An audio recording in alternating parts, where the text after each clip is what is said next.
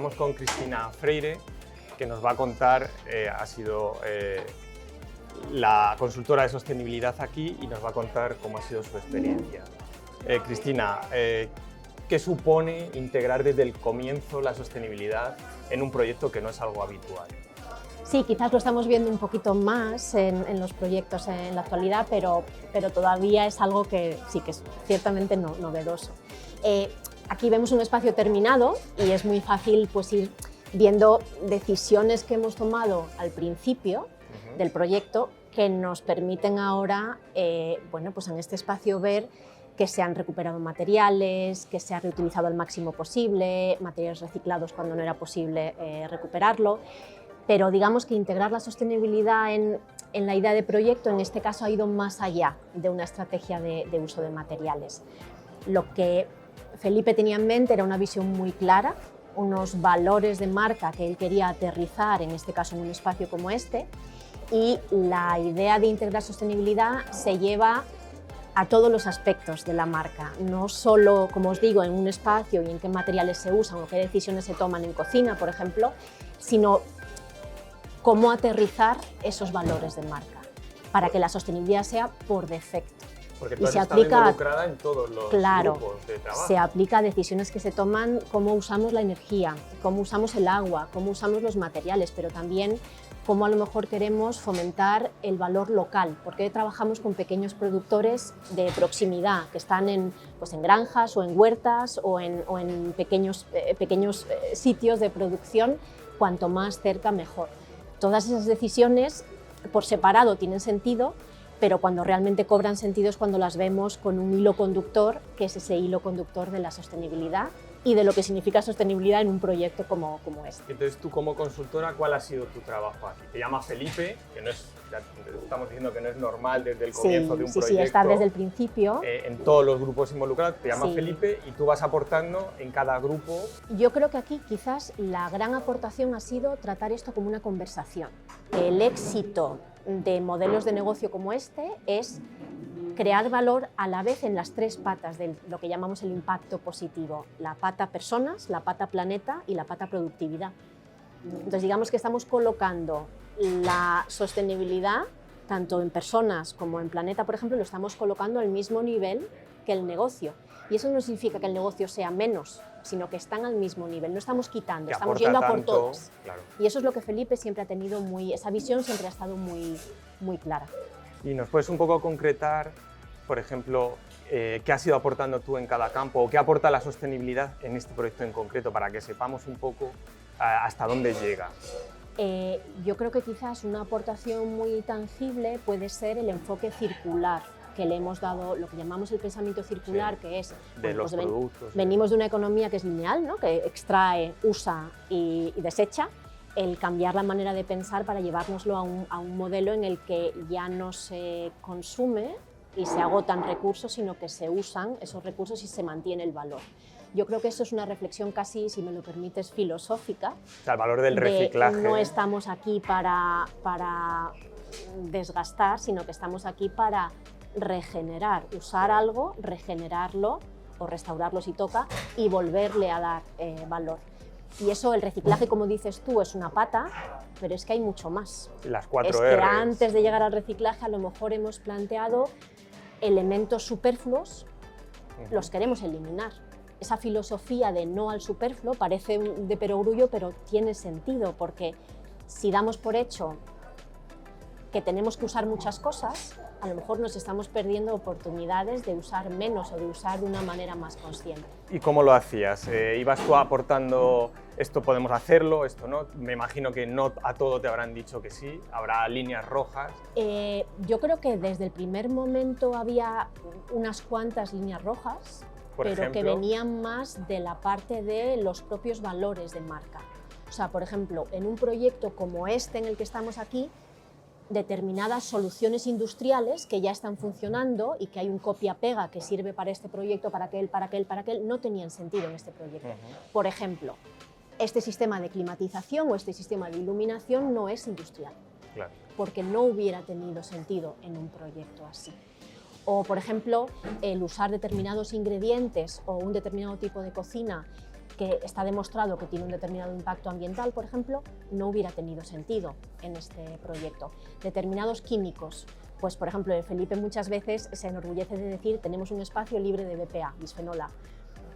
Es la tendencia, es el futuro. ¿Por qué? Porque si ya sabemos que hay una sustancia que es preocupante porque tiene impactos negativos, ¿por qué no anticiparnos y aunque no esté prohibida, nosotros la damos por prohibida? Y porque se puede, porque hay alternativas. O sea, digamos ese anticiparnos a la tendencia de que si algo no es bueno para este proyecto. Y en ese caso del bisfenol, por ejemplo, cuéntanos qué se ha permitido o qué no se ha permitido en este proyecto. En ese caso, que era una línea roja, por ejemplo, pues se ha tenido que evaluar una estrategia de packaging, de envases y embalajes, para que ninguno de los envases y embalajes que se fuesen a utilizar en este proyecto, aunque fuera más fácil, aunque fuera más conveniente, aunque fuera el tipo de embalaje o envase que estuvieran utilizando los proveedores que estuvieran en consideración, pues en este caso se ha trabajado con ellos para buscar una alternativa.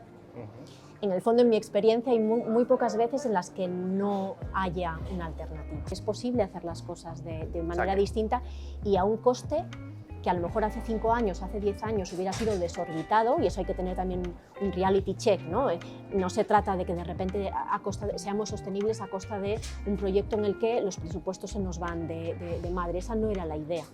La idea era apoyarnos en soluciones que sean asequibles y ser un poco creativos a la hora de encontrar cómo lograr esas soluciones asequibles. O sea, la creatividad, incluso dentro de la sostenibilidad, es muy importante. Yo creo que es importante, sí.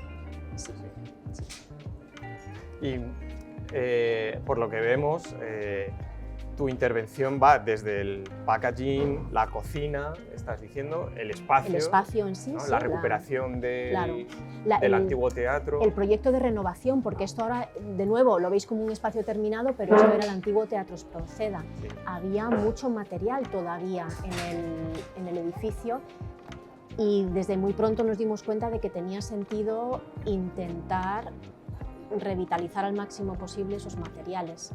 Por eso, en una conversación creativa con Lucas Muñoz, que él os podrá contar en más detalle su visión y su manera de plantear la estrategia de expresión material, pero ¿por qué no aprovechar al máximo aquellos materiales y hacer un proyecto de renovación un poquito distinto?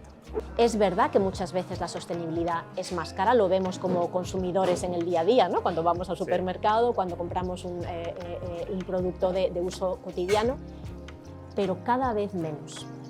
Y en particular, en mi opinión, lo que yo estoy viendo en el entorno construido es que hay maneras de hacer las cosas sin que ello tenga necesariamente un coste asociado desorbitante.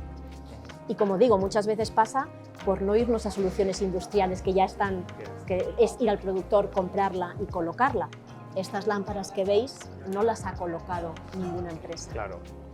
Han sido chavales de la Asociación Norte Joven que las han colocado, las ha diseñado Lucas en colaboración con ellos.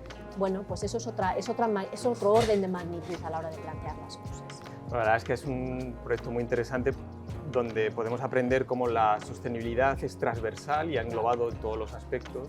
Claro. Y quizás que rascamos en la superficie, ¿no? Porque tenemos perfiles, pues perfiles más de ingeniería y construcción, perfiles más focalizados en energía, perfiles como el mío, con base técnica o de ingeniería medioambiental, pero también con conocimiento un poco de qué soluciones hay a fecha de hoy o se están explorando. Lucas, que también está con la cabeza siempre mirando al futuro, mirando a posibilidades nuevas para los materiales. O sea, yo creo que es el conjunto de esas miradas diferentes lo que al final permite intentar cosas nuevas. Y con la idea de que a lo mejor no funcionan. Ya. O sea, no todo lo que veis aquí ha sido a la primera. Claro. Hay cosas en las que... ¿Qué cosas han fallado, por ejemplo? Por ejemplo, yo creo... A veces hay que contarlas. Yo creo que hay que contar... De todo se aprende. Que de todo se aprende, por supuesto. Nosotros no sabíamos, por ejemplo, qué hacer con el suelo. Plantear un suelo en un espacio de alto tráfico como este no es fácil. Yo tenía mis ideas preconcebidas de lo que no y de lo que sí. Lucas tenía sus propias ideas preconcebidas de lo que no y lo que sí. Felipe también tenía sus ideas muy claras. Pero te encuentras con una realidad en la que tienes un espacio en el que están pasando cuántas personas a lo largo del día. no se puede ir a un planteamiento de máximos. El suelo que yo quiero o el suelo que a lo mejor Lucas querría, nunca va a ser el que vamos a poder poner. Hay que también hacer un ejercicio de realidad y de decir, oye, vamos a buscar un suelo que tenga la suficiente durabilidad o la suficiente longevidad como para que nos quedemos tranquilos de que lo que estamos haciendo tiene sentido. ¿Cuál ha sido al final la decisión del suelo? ¿Tiene componentes reciclados? Sí, en este caso, por ejemplo, la línea roja para el suelo era que no queríamos determinados compuestos químicos, entre ellos el bisfenol A, no queríamos unos compuestos orgánicos volátiles en el que tengamos un entorno en el que es menos seguro o menos confortable o de menos bienestar para las personas que están visitando, pero, por ejemplo, se decidió usar un microcemento. Pero determinado microcemento en el que estamos penalizando a lo mejor un poco de durabilidad, pero estamos ganando en quedarnos más tranquilos de los tipos de incrustaciones o insertaciones que se están usando, que en este caso son de madera, por ejemplo, y estamos yéndonos a, bueno, pues lo mismo, lámparas que nos están evitando usar determinadas sustancias, todo este material que veis, los hornos, no son unos hornos de una tecnología cualquiera, no están usando una leña cualquiera, o sea, todo ese tipo de... Al final las decisiones están en granular, estás llevando, como decíamos, ¿no? Esos valores de hacer lo que está alineado, consistente con los valores de proyecto, te lo llevas a las decisiones más pequeñitas, claro. De eso, de dónde te viene la leña y qué tipo de leña es la que estás quemando en esos hornos. ¿Y por qué esos hornos y no otros? ¿Y por qué esos hornos? Porque nos permite recircular. Recircular el aire caliente por todo el local. Claro. Y nos permite darle un uso a esos restos concretos de leña en el que el escenario que le damos nosotros es un poquito mejor que el escenario alternativo. Mismo al agua, por ejemplo, el agua también tenemos una recuperación de agua, tenemos un sistema de filtrado de agua, no queremos ¿De agua de lluvia? O... Claro, no queremos agua embotellada porque creemos que también eso es un mensaje que no estaría alineado con los valores del proyecto. Se consumen muchos recursos, claro, y mucha agua para generar una botella de agua.